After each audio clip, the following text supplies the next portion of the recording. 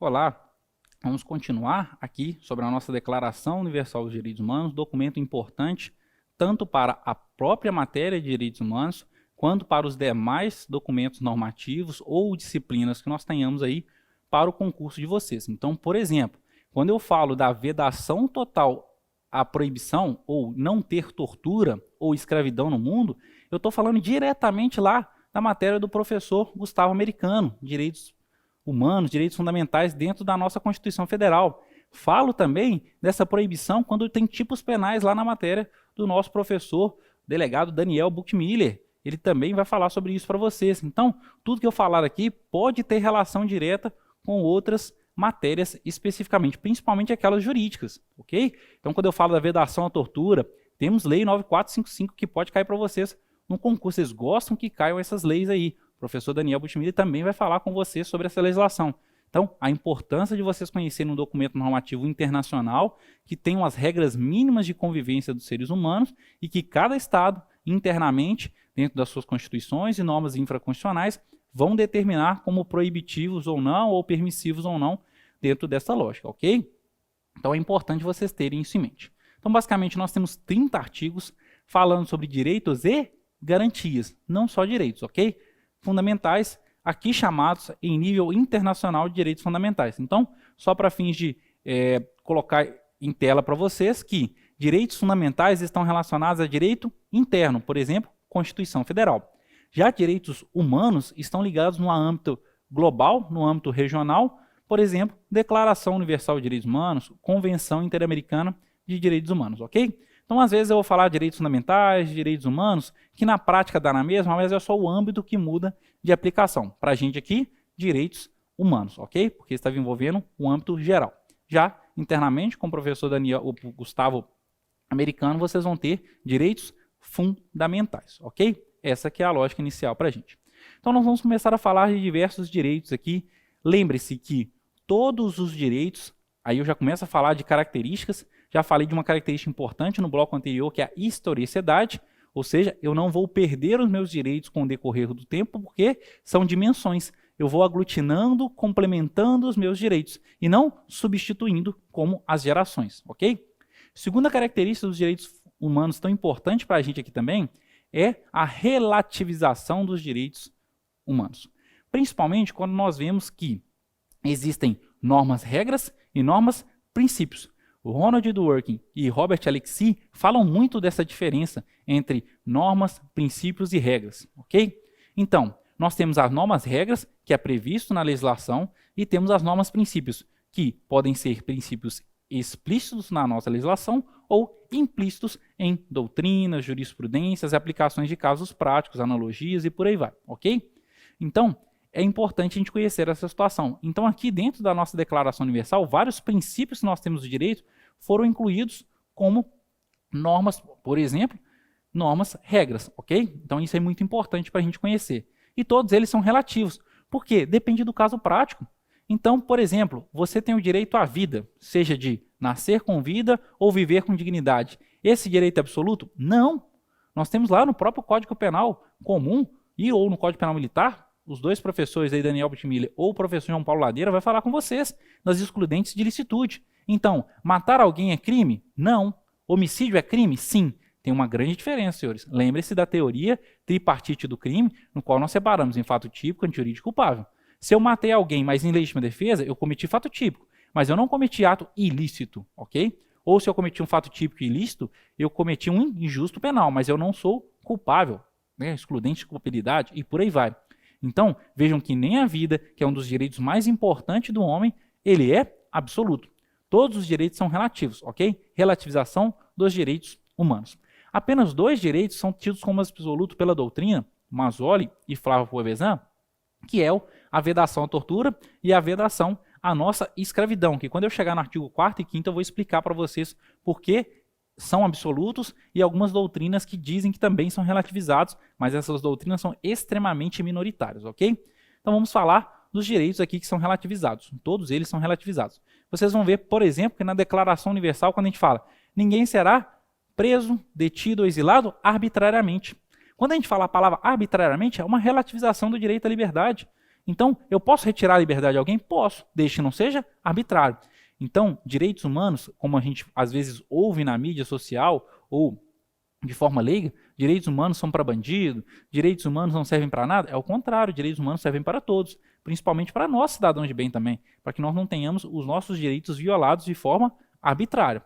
E, quando a gente fala em Declaração Universal ou qualquer documento normativo internacional, nós não estamos falando de abolicionismo penal, acabar com pena, acabar com crime, deixar de aplicar a força militar, a força tática, nada disso. Nós só queremos aplicá-la de forma proporcional, legal, justa e dentre outros, ok? Essa aqui é a lógica. Então, quando a gente fala de direitos humanos, Declaração Universal, nós estamos falando de garantismo. Seja um garantismo penal, um garantismo processual, um garantismo administrativo, que seja. É uma teoria do garantismo por completo. Claro que trazendo um pouco de ferraioli, né, o garantismo penal, mas é dentro dessa lógica, ok? Então não confundam direitos humanos com abolicionismo penal, não tem nada disso. Os direitos humanos buscam garantismo penal, que é a aplicação do direito de uma forma justa, de uma forma proporcional, de uma forma razoável, ok? Então é isso que nós temos que ter em mente. Se vocês tiverem essa lógica em mente, vocês vão acertar as questões em provas. Então a gente vai falar da regra da garantia dos direitos. Por exemplo, eu tenho direito à vida, mas eu tenho uma exceção, por exemplo, a excludente de licitude, legítima defesa e dentre outras situações, o aborto em caso de estupro, isso tudo, a vida intrauterina, a vida extrauterina pode ser relativizada sim, ok? Então vamos lá para o nosso primeiro artigo, falando sobre um dos direitos mais importantes. Vejam que todos os seres humanos nascem livres e iguais em dignidade e direitos e são dotados de razão e de consciência e devem agir em relação uns e outros com espírito de fraternidade. Esse primeiro artigo ele vem justamente para falar direitos de primeira dimensão, direitos de segunda dimensão e direitos de terceira dimensão. Isso já caiu em prova, senhores, perguntando aqui quais são os direitos fundamentais, direitos humanos previstos na nossa declaração. Aí falava lá, primeira dimensão, direitos iguais, segunda dimensão, direitos de liberdade e terceira dimensão de direitos de fraternidade. Aí o guerreiro aí que gosta de cair no golpe da sereia, vai lá e marca, tá certinho, direitos, liberdade, igualdade, fraternidade, só que eles trocaram a ordem. Na hora que eu falo direitos de primeira dimensão são direitos de igualdade, está errado. É o direito à liberdade. Direitos de segunda dimensão, que são direitos sociais, que são tidos como os direitos da igualdade. E terceiro, sim, fraternidade. Então a ordem aqui altera a ordem dos fatores altera o produto? Altera, tá? Então muito cuidado com essas questões sereias. O que eu falo que é a questão sereia? É aquela que você bate o olho, você vê a beleza da questão e fala, com certeza isso aqui está certo, e marca o X feliz. Só que na hora que você marcou o X e gabaritou, você vê que você vai ser afogado pela sereia. Ela vai te puxar para dentro do mar e vai te mostrar a resposta errada. Aqui, ó, você trocou primeira por segunda dimensão. Tomou bomba, se afogou. E se afogou num concurso, é só no outro ano. Então não caiam na questão sereia. Sei que a questão sereia é bom, você olha aquela beleza da questão, a beleza da sereia, e imediatismo ali você consegue marcar, ou consegue ter acesso à sereia e se afoga. Então eu não quero que você se afogue. Vocês têm que saber nadar e tem que ser safo ali de não cair em questões sereias. Então são palavrinhas, nunca, não, exceto, sempre, primeira dimensão, segunda dimensão, isso que cai em concurso, ok? Então quem entende essa lógica de concurso, gabarita o concurso aí, faz 38, 39 na prova, tranquilamente. Foi o que aconteceu. Ano passado, primeiros e segundo lugar masculinos são nossos. Dos 10 candidatos que foram aprovados, primeiros lugares no CFO do ano passado, 7 são nossos. É por causa disso, dessas diquinhas aí que são simples, esses bizus que é usado na polícia, que nós vamos acertando, ok? Então, lembre-se dessa regra aí. Liberdade, igualdade, fraternidade. São aí situações envolvidas a Revolução Francesa principalmente e atos de maçonaria também, ok? Então, essa lógica aí não dá para esquecer não. Feito? Então, vamos lá. Continuando. Artigo 2º vai falar do direito à igualdade, também muito importante, ou a vedação à discriminação. Vejam, todo ser humano tem capacidade de gozar dos seus direitos e liberdades estabelecidos nessa declaração, sem distinção de qualquer espécie. Então, está ligado o direito à igualdade e à vedação de qualquer discriminação. Então, qualquer que seja a discriminação, raça, cor, sexo, língua, religião, opinião política ou de qualquer natureza, origem nacional ou social, riqueza, nascimento ou qualquer outra condição. Então, eu não posso diferenciar as pessoas por quaisquer condições que sejam. Lembrem-se que essa diferenciação, ela, dentro do direito à igualdade, ela é uma diferenciação negativa. Se for uma diferenciação positiva, tudo bem. Então, quando eu crio, por exemplo, uma Lei Maria da Penha, no qual eu aplico mais severamente os diplomas legais e outras normas processuais quando o homem, exemplo, né, comete uma violência doméstica contra a mulher no âmbito da sua residência, por exemplo, Lei Maria da Penha. Isso é uma igualdade, é um tratamento desigual, claro, só que é uma desigualdade positiva, isso pode ter. Quando eu tenho o Estatuto do Idoso, no qual eu garanto alguns direitos a mais para os idosos em relação aos não idosos, mesma coisa, em relação à idade, eu discriminei aquele idoso, mas é uma discriminação positiva. Aí vai Estatuto da Criança e do Adolescente, Estatuto da Igualdade Racial, hoje, lembrando que pela ADI e julgados do STF, hoje, homofobia e transfobia são crimes tidos como racismo equiparados, concordando ou não, dentro de uma lógica do princípio da legalidade, já tem aplicabilidade. Então, podem haver discriminações? Sim, desde que as discriminações sejam positivas para garantir bens jurídicos tutelados para aquelas pessoas, principalmente grupos vulneráveis e grupos de minorias, ok? Então, cuidado que não é amplo, não é total essa vedação à discriminação. Tem que ser uma vedação à discriminação negativa, tranquilo? Segundo momento, não será também feita distinção fundada em condição política, jurídica, internacional do país ou território que pertence a uma pessoa, quer se trate de um território independente, sob tutela, sem governo próprio, quer que seja qualquer outra limitação de soberania. Então aqui é basicamente para falar, pouco importa se você vive no socialismo, num capitalismo, numa situação ditatorial, num plurinacionalismo, pouco importa. A condição jurídica daquele país não deixa de deixar você como pessoa. Ou se você é uma apátrida, você continua sendo pessoa, você continua sendo sujeito de direito. Por isso que a gente fala do direito justnaturalista, ou seja, aquele direito inato que nasce com o ser humano. Só de você nascer com vida, você, ou melhor dizendo, você estiver ali na concepção com vida, você já é sujeito de direito. Pouco importante se dê em um documento normativo.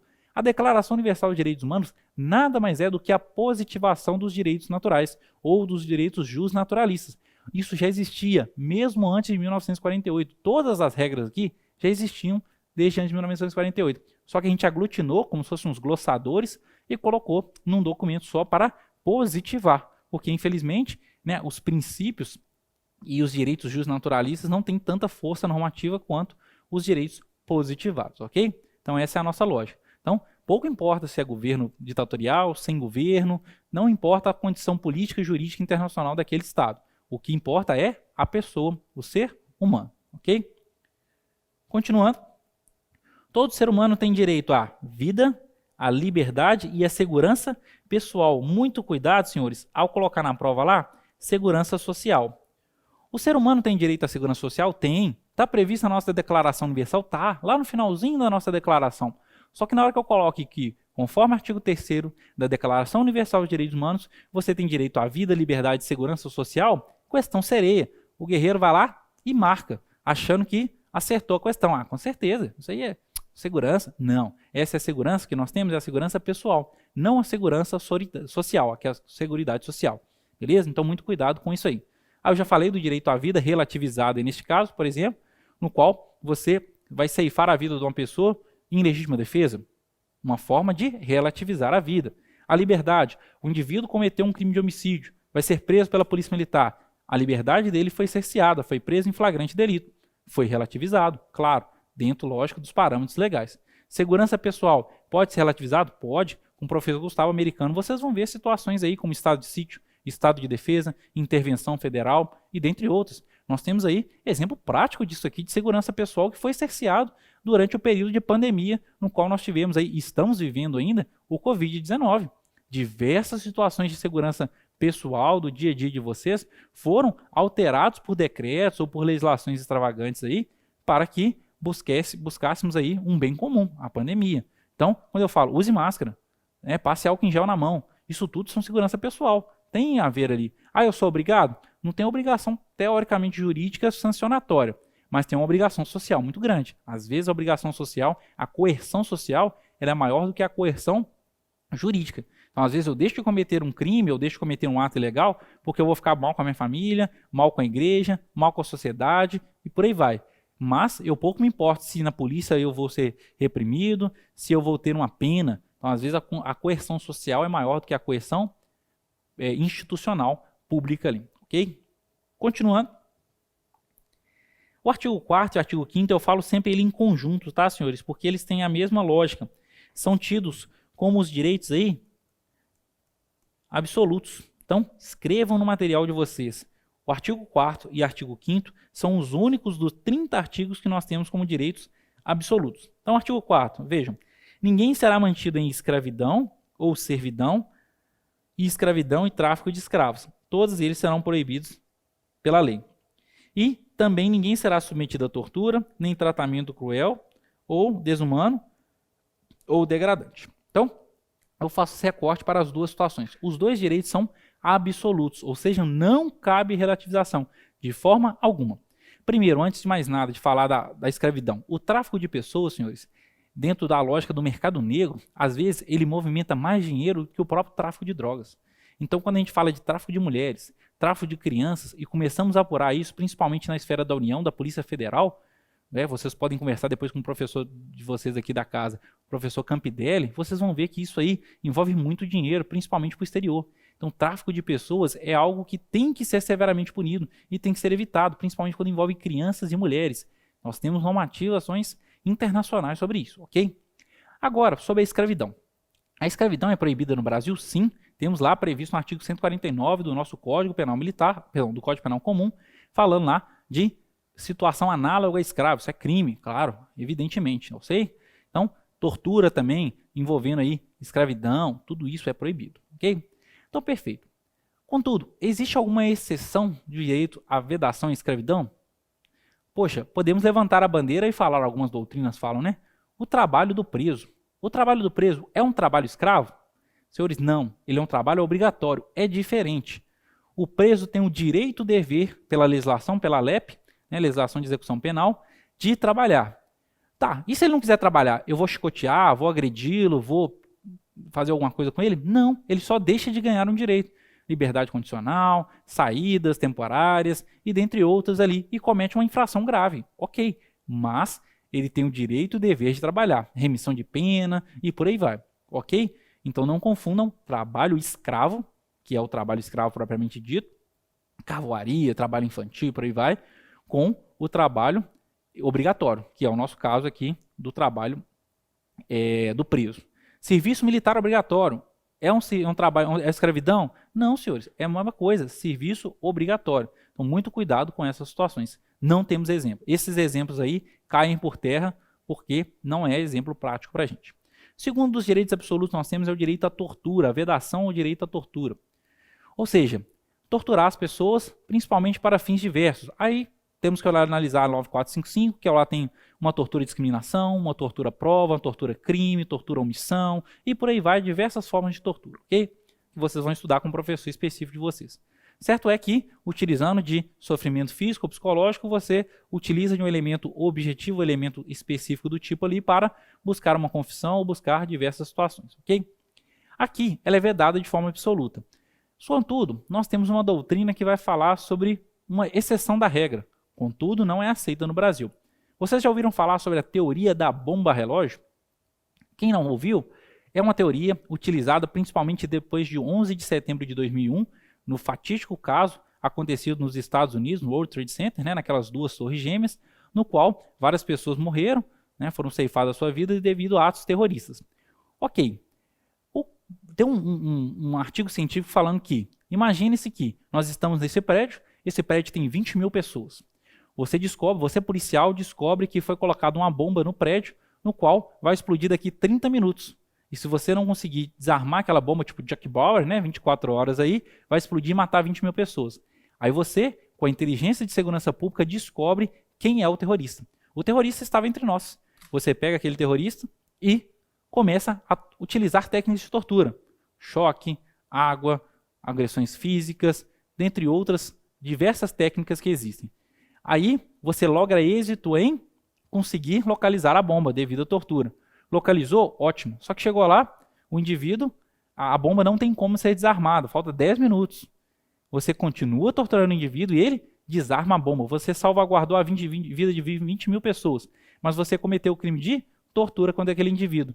Neste caso, você vai cometer crime? Vai. Você vai ser absolvido? Não.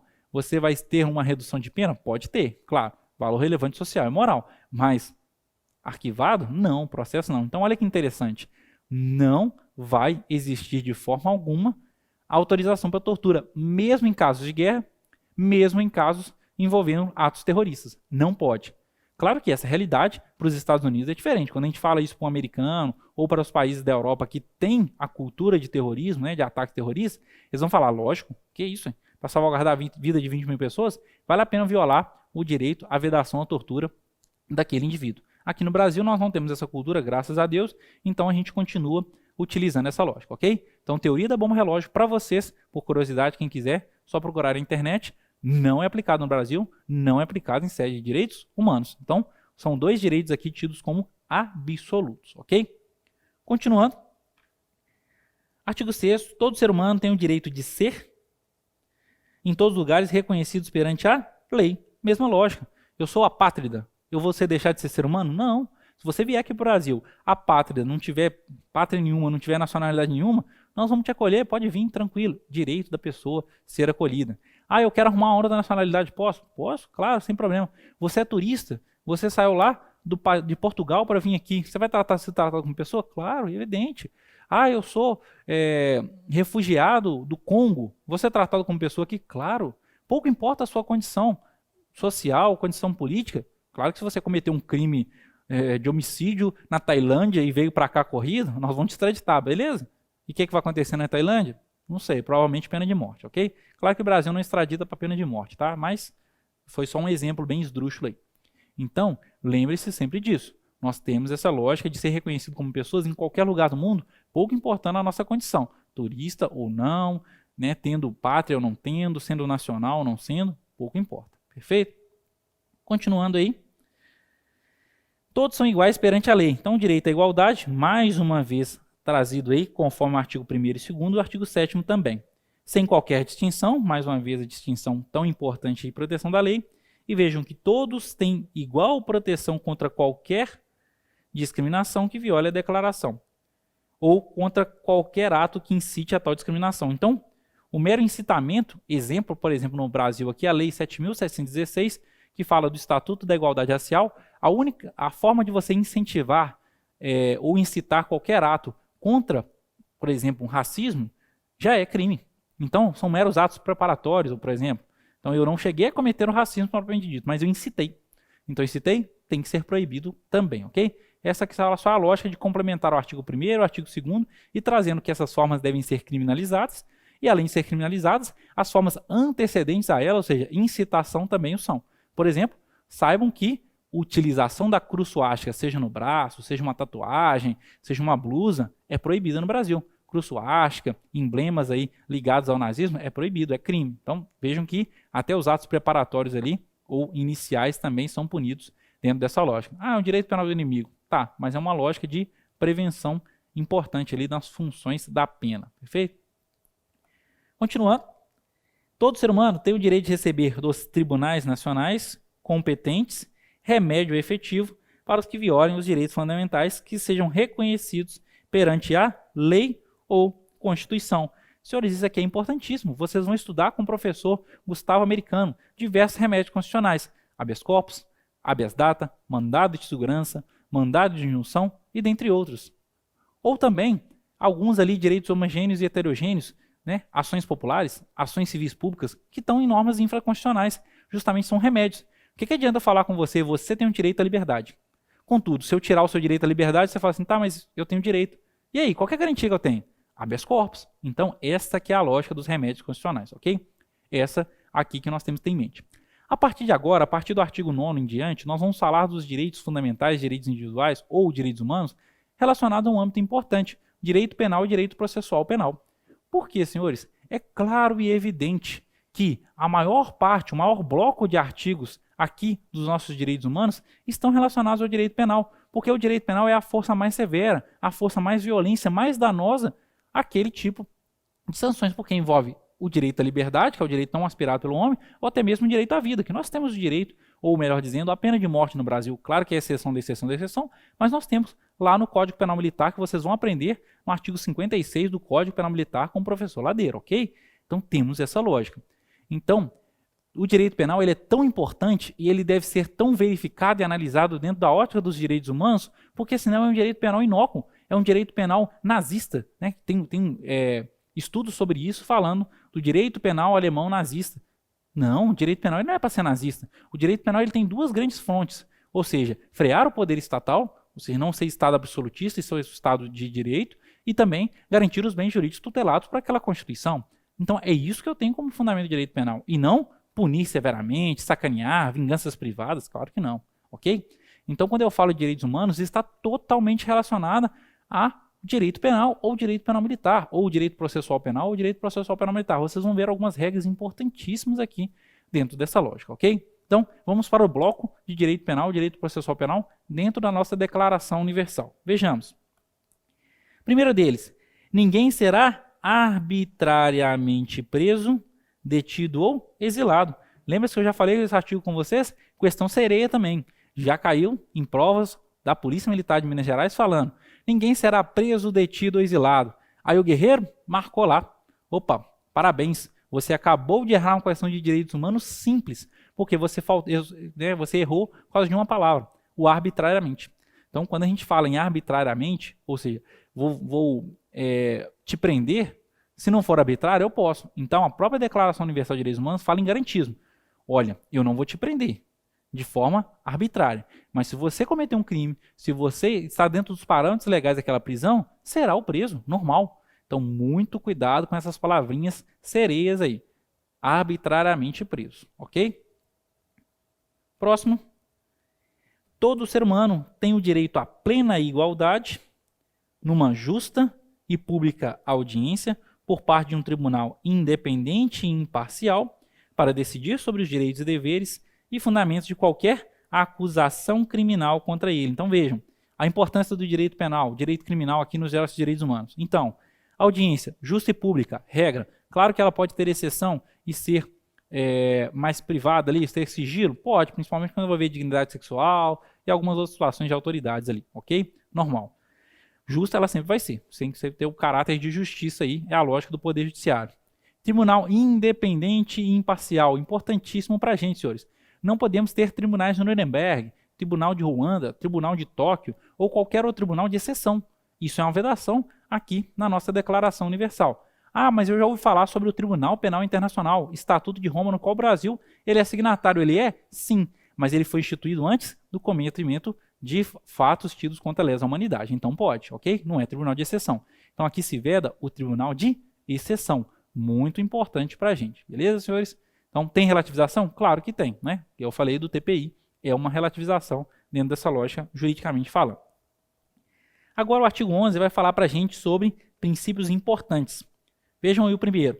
Todo ser humano acusado de um ato delituoso tem o direito de ser presumido inocente até que se compre a culpabilidade. Então, esse é o princípio da inocência, ou o princípio da não culpabilidade, que vocês vão aprender com o professor Ladeira e com o professor Daniel Buchmiller. Ou seja, já tem fundamentos aqui para a gente, ok? Primeiro princípio importante para a gente. Segundo, que tenha sido comprovado de acordo com um julgamento público, que é a regra, assegurado todas as garantias necessárias à defesa. Aí vocês vão aprender com a professora Fernanda Ribeiro também lá sobre o devido processo legal, e com o professor Ladeira também, devido processo legal, do process of law, ou seja, vocês têm que ter todas as garantias ali para que vocês possam ser julgados. Então não é da cabeça de ninguém que vocês vão ser presos, ok? Devido processo legal, as regras do jogo ali. Feito? E em um segundo momento, no artigo 11, também vai trazer para a gente, vejam, que ninguém poderá ser culpado por qualquer ação ou omissão que no momento não constituía um delito perante o direito nacional ou internacional, também uma pena mais forte do que aquela no momento da prática era aplicável o ato delituoso. Princípio também do direito penal aí, senhoras e senhores. Princípio da legalidade. Não há crime sem lei em teoria defina, não há pena sem prévia combinação legal. E da não retroatividade. Ou seja, eu não posso retroagir, seja na pena ou seja no crime, salvo em benefício do réu. Então, senhores, vejam a importância de estudar direitos humanos lá dentro da matéria da parte introdutória dos princípios e da aplicação do direito penal ou direito penal militar, ou até mesmo processual penal militar dentro dessa lógica. Vejam que isso é importante demais. Então, aquele brocado, né? Nulo crime sine lege, nulo crime sine pena. Ok? Não há crime sine letra defina, não há pena sem prévia cominação legal. E se eu tinha uma pena mais severa antes do crime e hoje eu tenho uma pena mais branda, eu vou retroagi-la. Por quê? Em benefício do réu, ok? Se for em malefício, em malam partem, não. Sempre essa situação tem que ser em bonam partem, ok? E para a gente fechar esse nosso bloco aí, vamos falar sobre o artigo 12. Vejam, ninguém terá uma interferência na sua vida privada, ou na sua família, do seu lar, ou na sua correspondência, nem ataque à sua honra ou reputação. E todo ser humano tem o direito de a proteção da lei contra as interferências. Então, basicamente, aqui é o quê? Os crimes contra a honra, os crimes contra a violação de correspondência, os crimes contra a violação de domicílio e dentre outros. Contudo, são absolutos? Sabemos que não. Sabemos que a própria Constituição Federal nos autoriza a entrar numa casa de uma pessoa, por exemplo, com o consentimento do morador, para um flagrante delito, para prestar socorro e desastre, ou então cumprimento de mandado durante o dia.